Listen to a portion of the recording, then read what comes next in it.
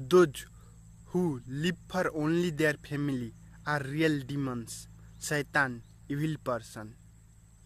Those who live for whole humanity are the real, genuine good person.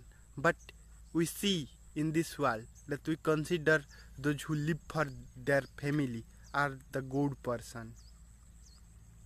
No.